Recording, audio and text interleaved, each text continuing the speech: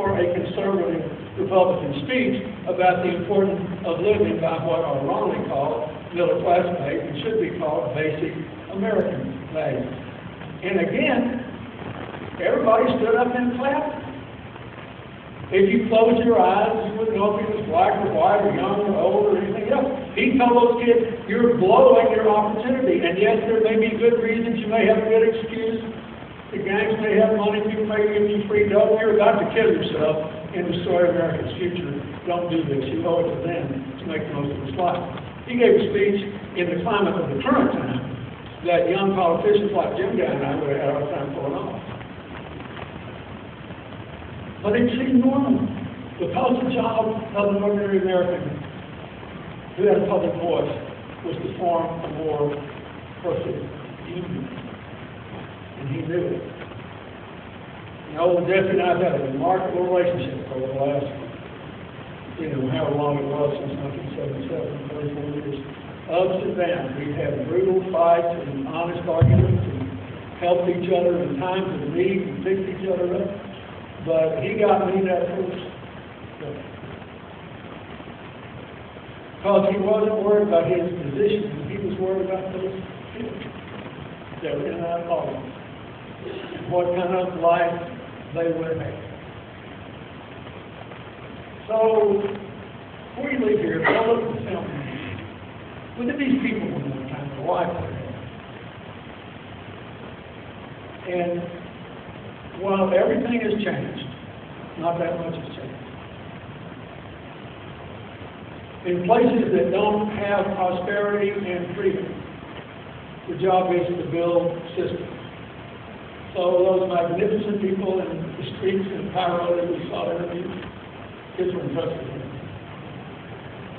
I was laughing with Hillary. I said, they sound a lot better than all of us did protesting against the Vietnam War in the 60s. These guys can talk.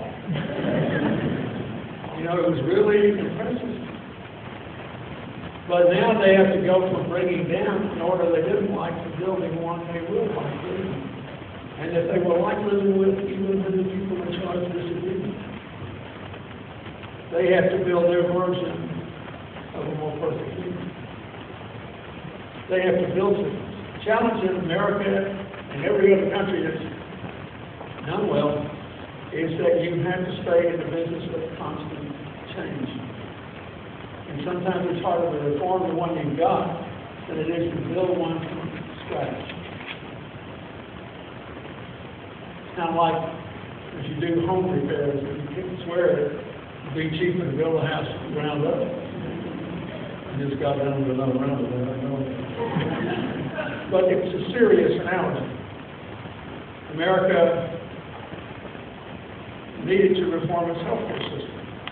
Why are we having a debate about repealing it and how evil the federal government is, or leaving what's been done just like it is, as if it were as perfect as forming like one of those steps? Why are we discussing forming for perfect union? And you think through its energy and education and finance, the whole deal. Y'all need to think about that. We need the voices of America to remember the mission we've given. All the people who claim to speak for the founders and tell us that the government is evil and we mess up a two-part parade, they've forgotten how we got to this point.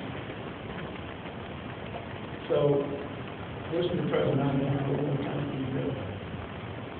Look at how good life has been to these people because they claimed through their own efforts the promise of a more perfect union. And let's try to give it to more people.